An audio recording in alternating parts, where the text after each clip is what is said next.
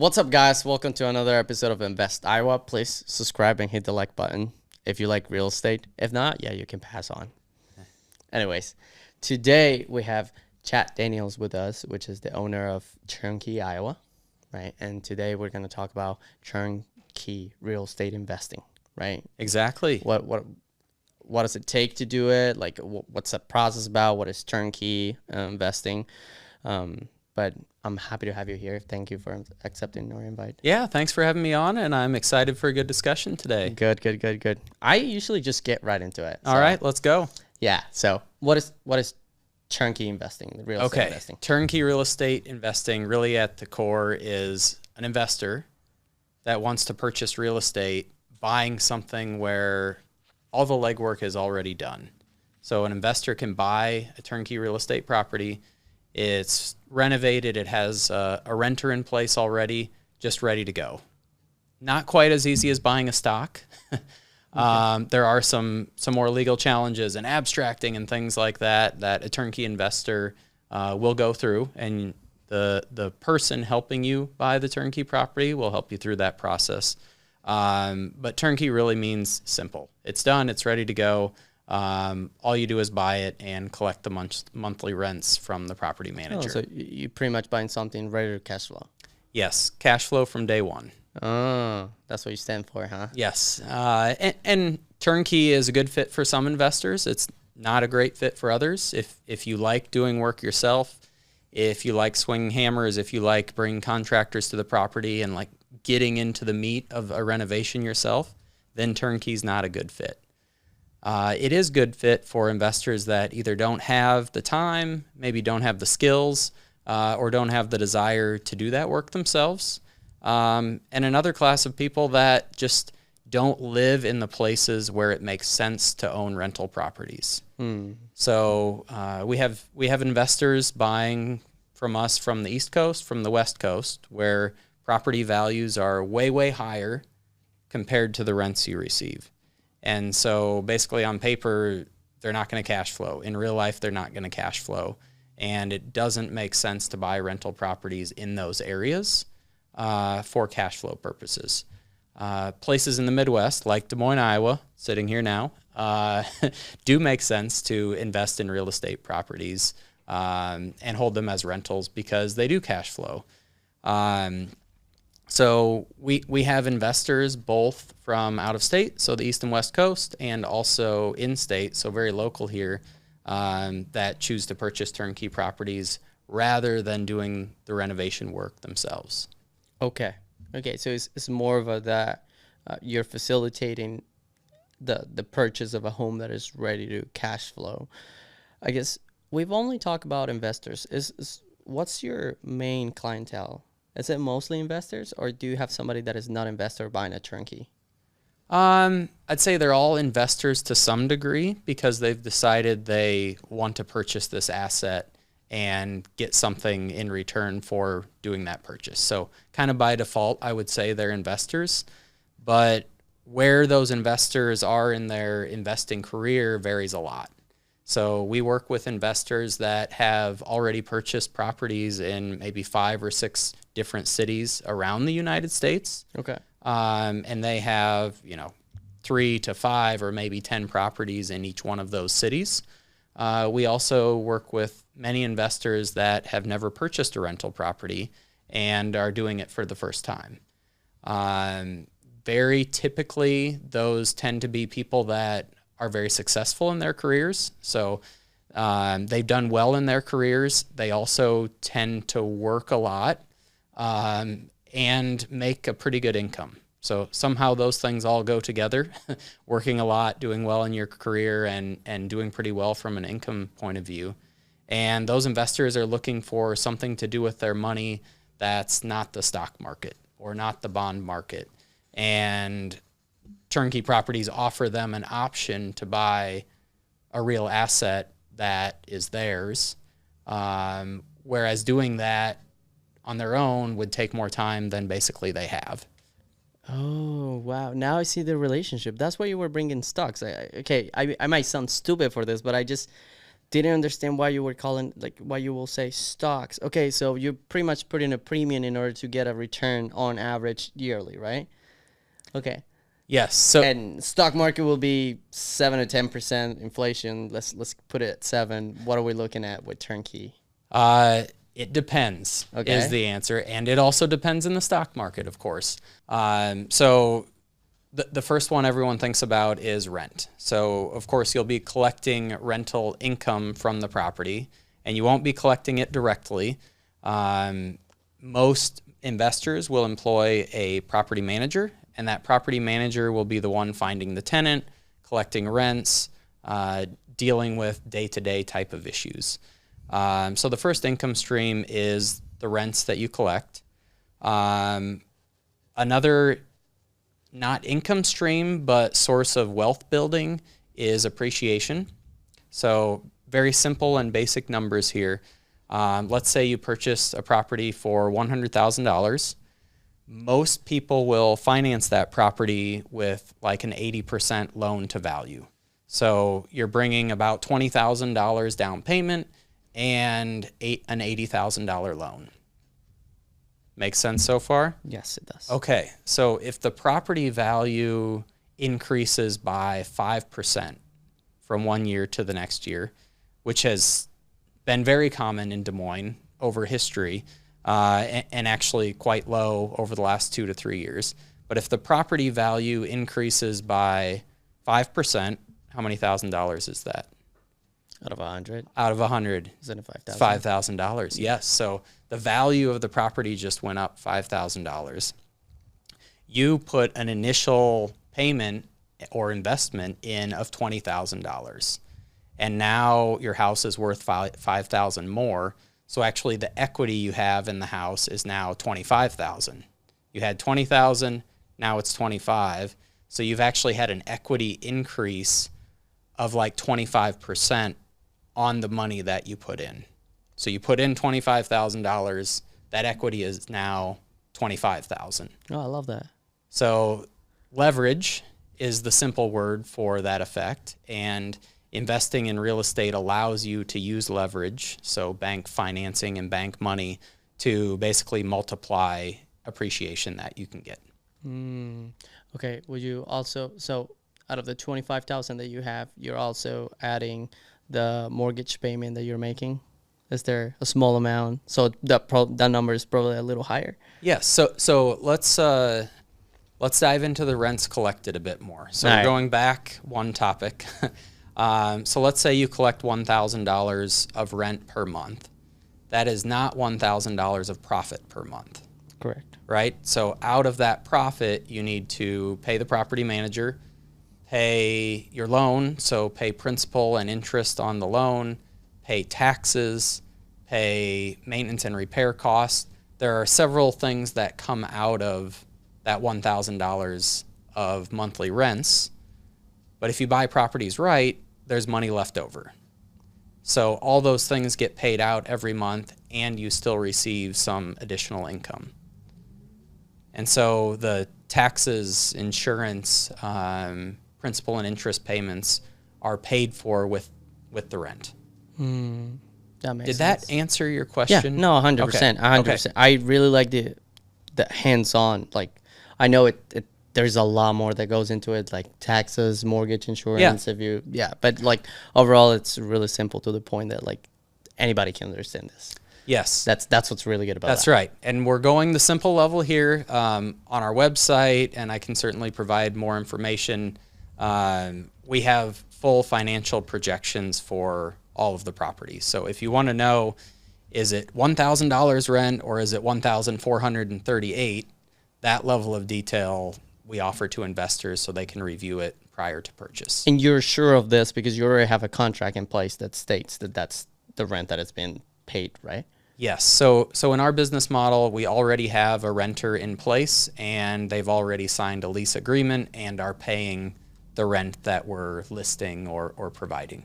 Okay, so let's touch back on that business model. So how do you describe the business model overall? Yeah, from the investor point of view, it's what we talked about earlier in that we're really doing all the legwork. So it's an easy transaction, and on day one, an investor can come in and they have a property that's cash flowing, and they own it themselves or potentially in an LLC that they create and own. So from the investor point of view, that's basically our business model. If you look at it from our point of view as business owners, we've spent basically 15 years now fine-tuning processes and the contractors we work with, the houses we buy, how we analyze them, what type of repairs we do. We've spent millions of dollars over the last 15 years trying out those things and trying to fine-tune and figure out what works the best. So we've now used that model and what works the best for ourselves in an investment group that I'm the president of, in properties that my wife and I own ourselves, and in LLCs that we own. And now we use all those same tools and systems and processes to create investment properties for other investors. So that's another way to think about our business model internally. Right. Maybe another way to look at it is the life of a property. So we're analyzing properties every day to try to find places that are good investments for us and our investors. So we're doing a lot of property analysis. We're picking the properties that we think are the best fit for our investors. We're going in and creating a detailed renovation plan that basically fits our standard, which includes essentially no wood on the exterior. So all the soffit, fascia, siding, doors, windows, that stuff should be basically permanent and weatherproof. So it's going to last a really long time and not need our investors to put money in to do repairs.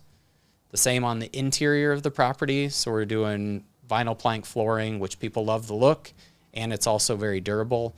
We're updating trim, updating paint, redoing kitchens, redoing baths, all that stuff basically to create a product that's fully renovated and ready to go for an investor. So we're creating that scope of work. We then have contractors come in and take care of the different repairs. So we might have a plumbing contractor, an electrician, an HVAC, a general contractor taking care of flooring and kitchen and bath, somebody coming in and taking care of the paint. So we have all those things done. We go through the right permit processes, and some of the listeners may be familiar with the permit processes in Des Moines. Oh, that's a big one. That is key. You want to talk about permits? Absolutely. Huh? Okay, absolutely. let's do it. It's such a stereotypical thing. Like every time you talk about permits, I couldn't get a permit for this because of, I don't know, the room in the basement doesn't have a second escape route, right? Yes. Okay. So many things. Like, yes. Get me started. Okay. The permit you were probably just mentioning is like a rental certificate. There you go. Yeah. And that's kind of the final sign off from the city of Des Moines that, hey, this place is safe and good to use as a rental. So in Des Moines, any rental needs to have a rental certificate. And that's how the city makes sure that landlords and property managers are maintaining properties and making sure we have healthy places for people to live. Okay, so that's the rental certificate. That's sort of the final review in our process. The rental certificate is the city's final checkoff that everything else was done and done correctly. Leading up to that, you would need to pull, not you, our contractors, or we would need to pull a permit, for example, to replace the hot water heater, to replace the furnace, the air conditioner, electrical, to change the electrical, to change the plumbing, to move some walls around, to do some sheetrock work. There are a wide variety of different permits that are required by the city of Des Moines, basically to ensure safety and that we're meeting building standards. And so all those specialty permits that we mentioned need to be closed out and completed before you can get a rental certificate. So if, for example, the final electrical inspection was not completed successfully, we can't get a rental certificate. We need to make sure all of those other permits are checked off, done, completed in the right way, so that we can get a rental certificate. And that's easier said than done, from what I've heard. It took me how long to explain that? A few minutes? Yes, it is easier to say than to do. What is your relationship with the city, the city inspectors? Like from a personal point of view, both from business perspective and just from personal too. Yeah, so maybe personal was the wrong statement. So let me explain. Like, I don't personally have very much interaction with the inspectors. Got it. Occasionally, if something's not going well, an inspector and I will be on the phone trying to figure out how to get through this or what to do. But we choose contractors, and we hold our contractors accountable to knowing what they're doing and opening and closing permits in the right way. So part of our expectations of our contractors is to do things the right way, and that includes opening and closing permits for the work that they're doing. Oh, okay. That makes a lot more sense. So I don't talk directly with inspectors that often. Right? Gotcha. So the contractors that you're working with, they're the ones that are in charge to make sure that everything is up to code. Yes, correct. Got it. Is it something that you have had problems with before? Certainly, yes. Yeah, we've had plenty of problems. And to be honest, that's one thing that weeds out a lot of contractors. So I'm just going to pick a general trade, like plumbing. So this is hypothetical, so I'm not picking on the plumbers we use, but hypothetically, let's talk about plumbers. So we have a lot of different renovation projects going on at one time, and that gives us a lot of data points throughout a year about how successfully a specific plumbing company or even an individual at that company is doing, staying on budget, staying on the timeline, and opening and closing permits. Basically, are they a good partner of ours or not? Do you have a CRM for that? We do not have a CRM system for that. No. It wouldn't be a CRM, right? It will be something different. Be a contractor management. CRM. Maybe it would be. No, at the end of the day, we have a reference spreadsheet that we keep. So it is technically still a system.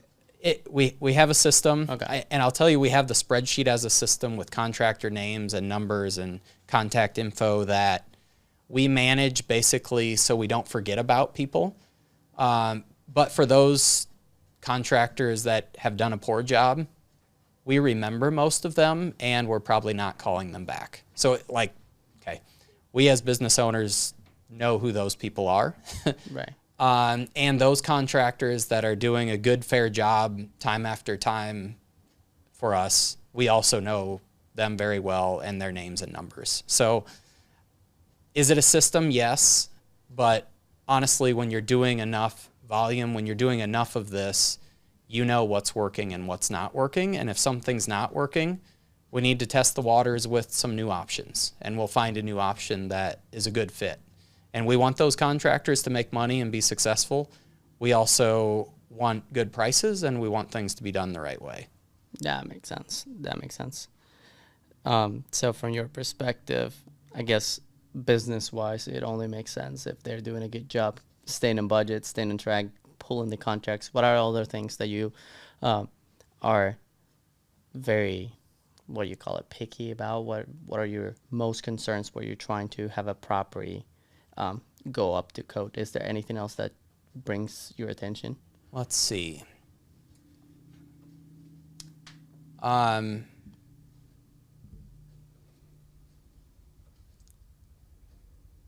I guess I know the trouble areas, if you will, and the rules that we have to be mindful of. But I don't know if I can categorize very well like where contractors stumble or where they're successful. I basically believe that if the contractor is competent and they appreciate like us feeding them one project after another, like if they appreciate the business that we can bring to them, that they'll typically choose to do a good job and do a good job. Yeah. I don't know if that answers your question, Sebastian. Yeah, no, that makes sense. I mean, I don't know if there's anything else that goes into turnkey. I guess I really want to have that conversation about your relationship with the contractors and bringing that up to code. But it seems like, well, it's pretty self-explanatory. The ones that don't work, but don't contract them anymore, right? Yeah, and that's the simple explanation. We have seen all sorts of different versions of not meeting our expectations, whether that's, hey, the contractor didn't pull a permit at all, did the work and wants full payment, but didn't open or close a permit, which is required by the city and thus required by us. We've had contractors doing different forms of theft from us, whether it's, things from the job site, or we authorize them to purchase some materials and they decide to purchase some other things too. There's a wide variety of stories, and maybe I should prepare a list of scary property stories, scary contractor stories, and we could talk about those sometime too. What do you see the market doing? How's the market slowing down? Because we're just going back to normal, right? It's not that we're slowing down; it's that we're going back to normal. What does that look like for Turnkey Iowa, and how are you handling that? Yeah, sure. So for background, we're recording this in early 2023, and we've had 2.5 years of just booming Crazy sellers market. months. Yeah, not enough inventory available. And in the last 3 to 6 months, we've seen the Fed increase interest rates, and for the most part, interest rates that investors can find have gone up along with those Fed increases. So for Turnkey, we've had a challenge the last couple of years finding good deals on properties. Like, we have to be able to buy a property for the right price in its given condition to be able to renovate it and get something valuable to the investor in the end. So that has been a challenge for us. Contractor labor has also been a challenge. We've talked about contractors, and not all are a great fit, and sometimes you have to test different contractors.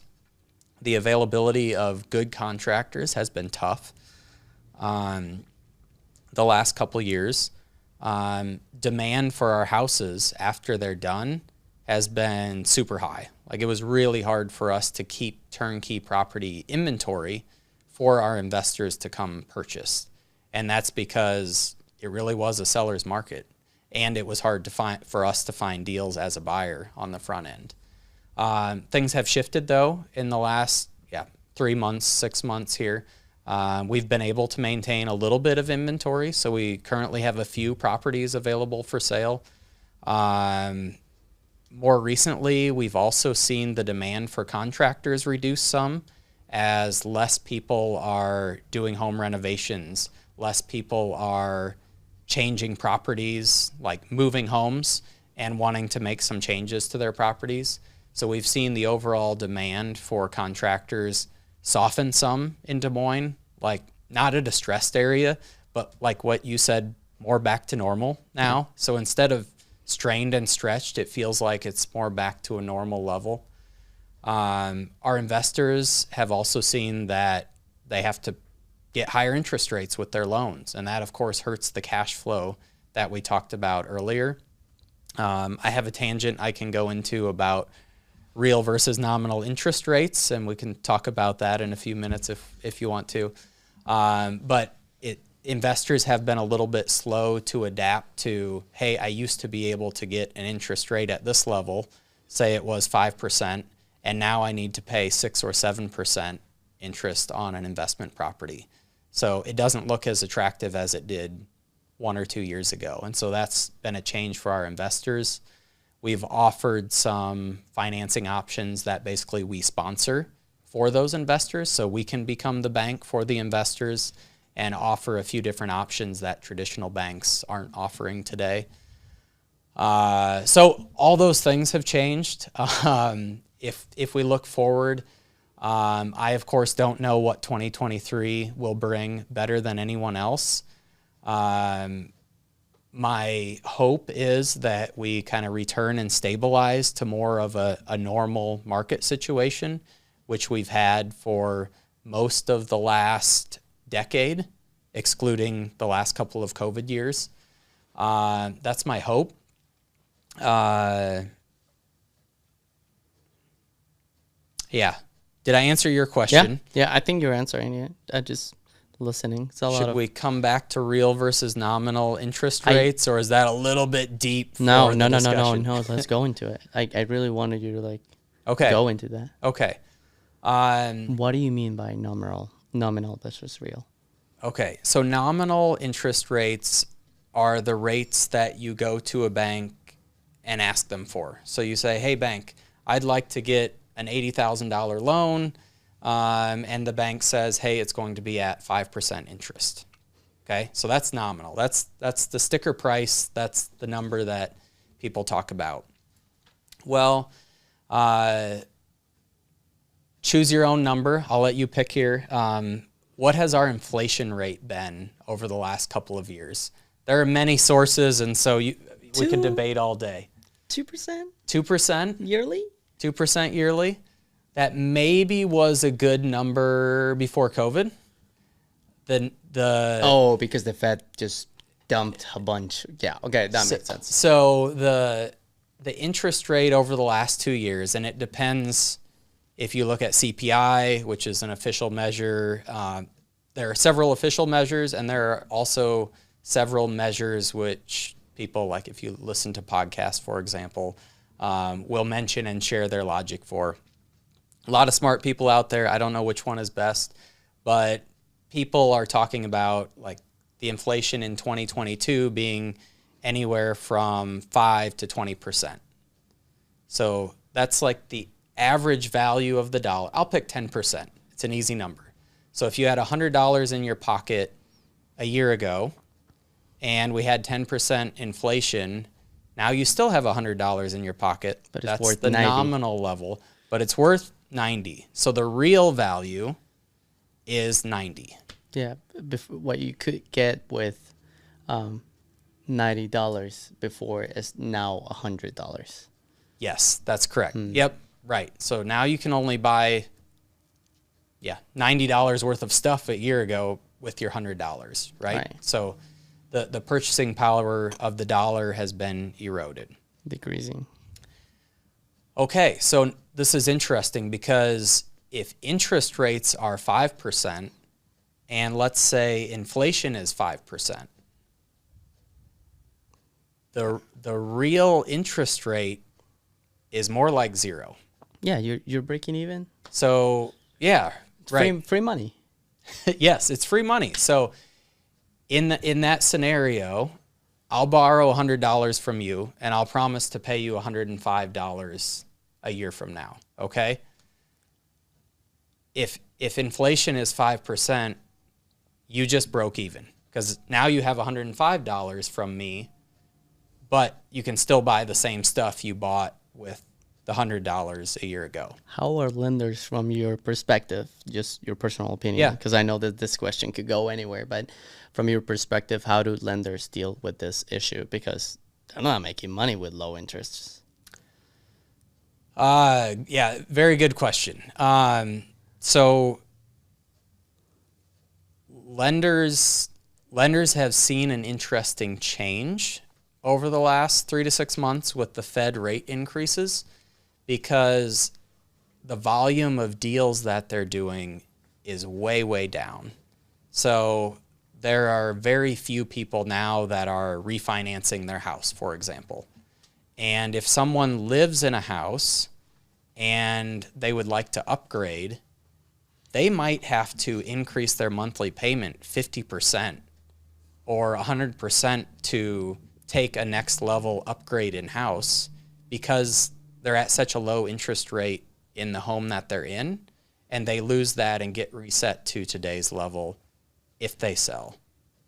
That's a deal breaker for most people. It is, yes. And so bank loan volume has gone way down. Okay, so the number of transactions a bank is doing has gone way down. That's not good for them. No. It may or may not be healthy to the overall market. That's a separate debate, but the number of deals banks are doing has gone way down. There have also been some policies put in place by the federal government. So Fannie Mae and Freddie Mac sponsor or buy most of the home mortgages that happen in the U.S. And there have been some rules put in place that essentially buffer Fannie and Freddie so that if people take a loan out today and refinance it in 1 or 2 or 3 years, that they're not losing money. Right. Okay. And Fannie and Freddie think that could be possible because if rates go up and then we have a recession or even things stabilize and rates come back down, there could be a lot of refinancing activity. So Fannie Freddie have actually put some policies in place towards banks that are kind of squeezing the bank's profits in doing this type of loan. Okay, so then the banks have reacted, and the banks have much more often now asked for people to pay points up front.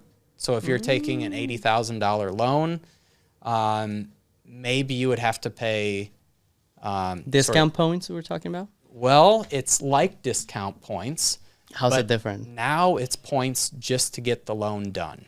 Oh. So 2, 3, 5 years ago, you might have paid discount points to buy down your interest rate, maybe from 4% to 3.75%, and you had to pay 1 point.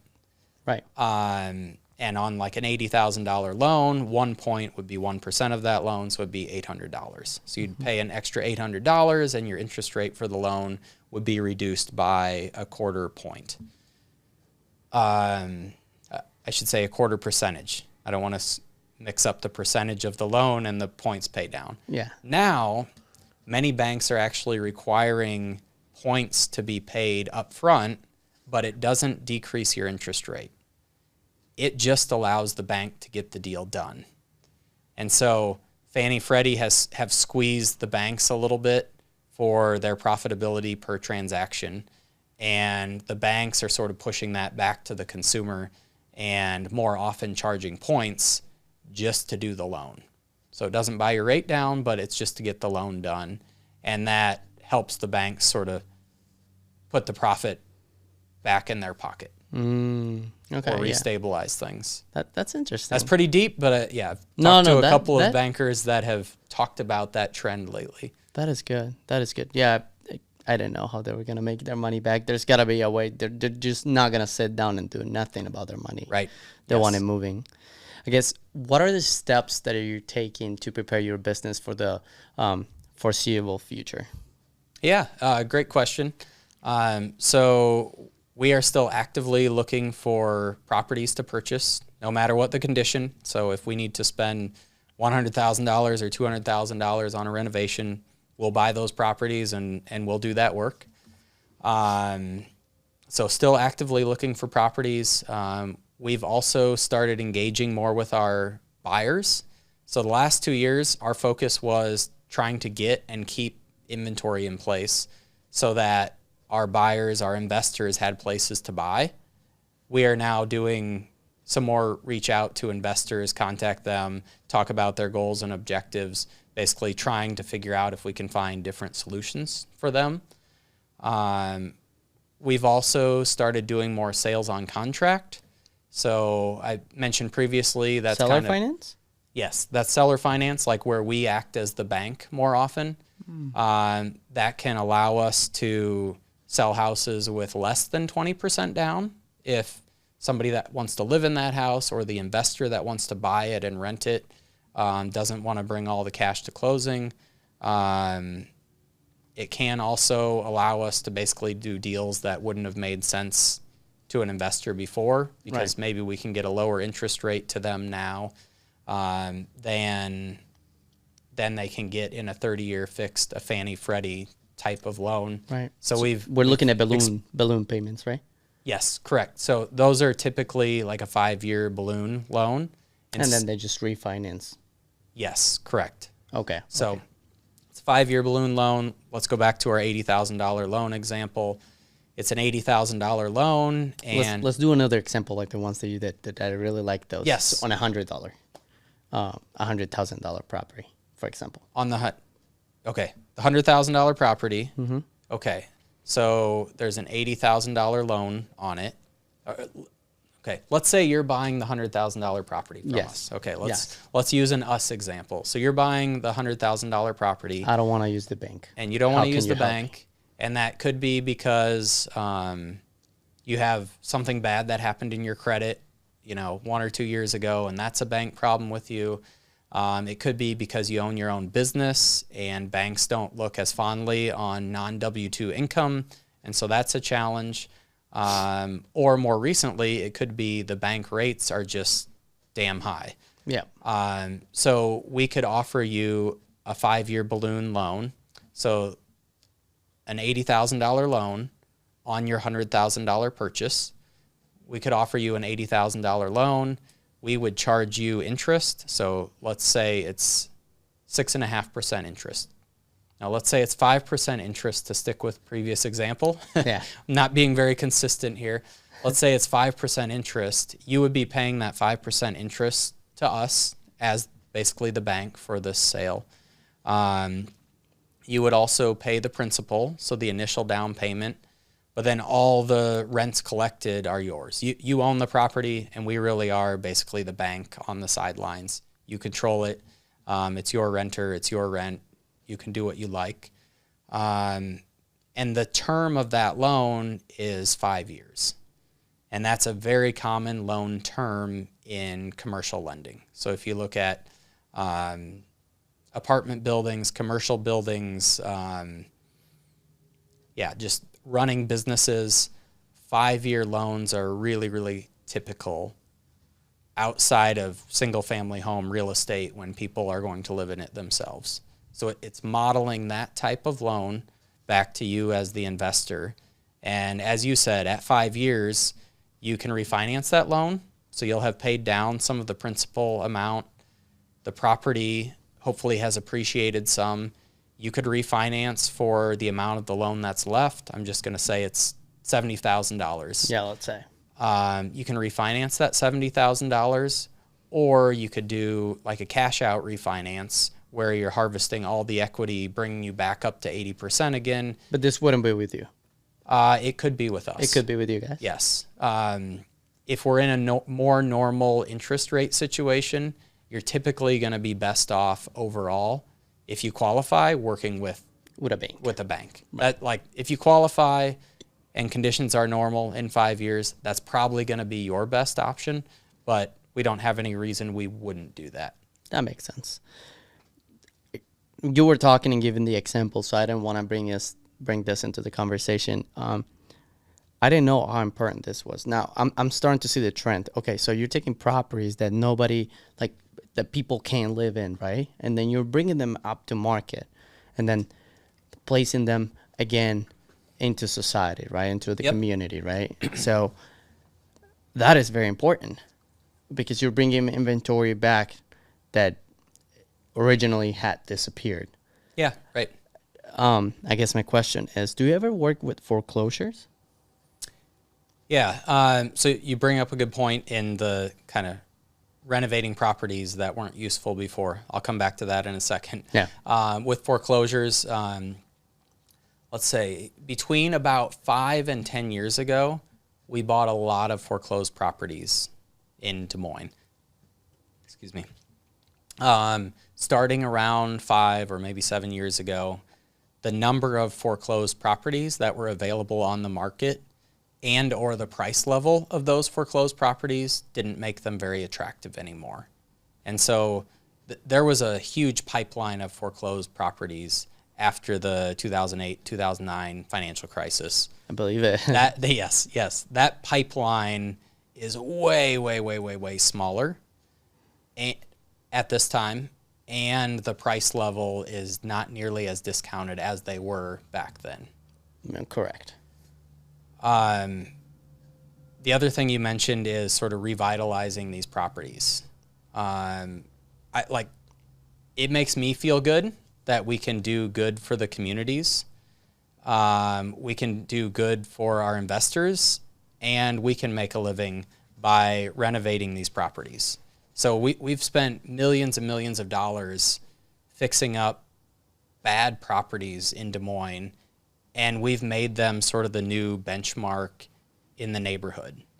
And to be honest, we didn't make them the new benchmark because we wanted them to be the fanciest. But when we go in and put durable materials in, like LVP flooring, when we put in new kitchens, when we put in new bathrooms to get rid of the deferred maintenance, it also just elevates the value and the attractiveness of the property. And so houses can go from unlivable, or a lot of times I see people living in properties that should be unlivable, but they are occupied. They can go from that level to very nice houses, and those nice houses help sort of lift the whole community up. I really like driving around prospective investors. So if people want to potentially buy a house from Turnkey, Iowa, or just learn more about the Des Moines market, I'll take them on a driving tour of Des Moines, and we'll check out a bunch of renovations that we have going on. And it's really cool to drive through the neighborhoods and just see, oh yeah, the house over there, we did that 2 or 3 years ago. And oh, the house over here, we did last summer. And to see how those houses are typically kind of the golden standard now in those neighborhoods. That's such a good, important task. You're pretty much recycling for the city. Right. Like what nobody else wants. Somebody, immense treasure, immense garbage. Somebody's garbage is your treasure. Yes, this is true. Are there more people that are doing this?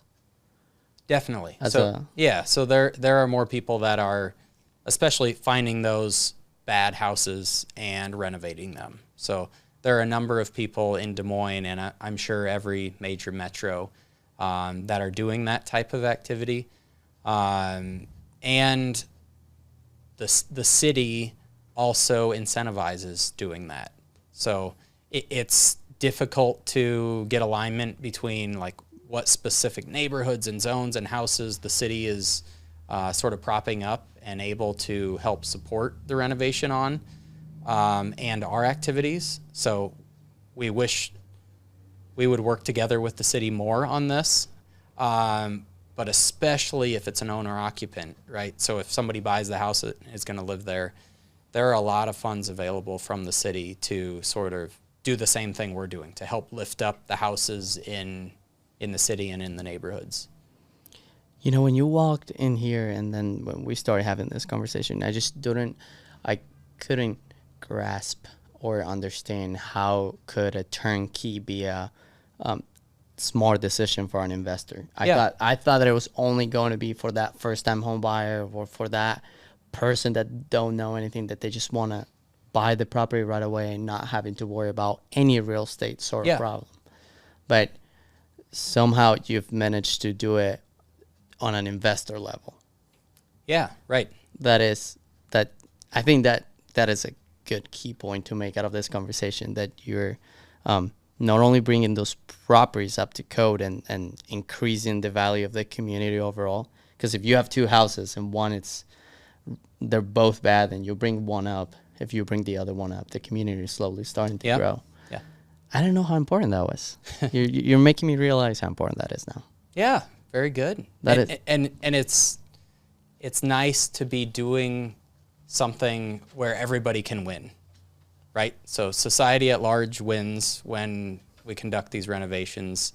Our investors win. The tenants that move into those properties, they win. And we can also make a living out of it. So, yeah, no, that's huge. I mean, anything else you would like to know, say to anybody that is looking for turnkey investments, turnkey opportunities? How can they get a hold of you? How can they reach out to you? Yes. So the best place to get a hold of us is to our email address. My personal email address is Chad, so CHAD, at turnkeyiowa.com. So CHAD at TURNKEYIOWA.com. If you email me there and you have a more in-depth topic you'd like to get on the phone, no problem. We'll set up a time. I'll send you over a link. You can book a time and we can chat more. Sebastian, you brought up several things throughout our discussion that I feel like we didn't quite close out. No. I don't have a mental buffer of what those all were, but there are another dozen little tangent topics that we could take on another time. Absolutely. Absolutely. I think we should definitely do this again and try to cover less time. Next time, just I'll probably have an agenda with the things that we're going to bring, just because we can't go too into detail. Yes. Maybe next time we'll have a class. I don't know. I feel like there's a lot of things that you can teach investors and people like me overall. I appreciate you coming, Chad, a lot. It was really helpful. And for anybody that is trying to contact with him, we'll put all his information and the links below. But thank you so much for coming, Chad. Yeah, Appreciate it. thank you very much for the time. And anybody that's still on, thanks for spending this time with us. Yeah. All right, guys. If you made it this far, please subscribe and hit the like button. I know that you care about real estate.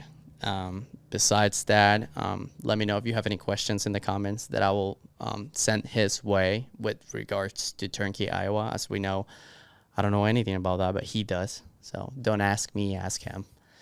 But yeah, thank you for tuning in, and I'll see you guys on the next one.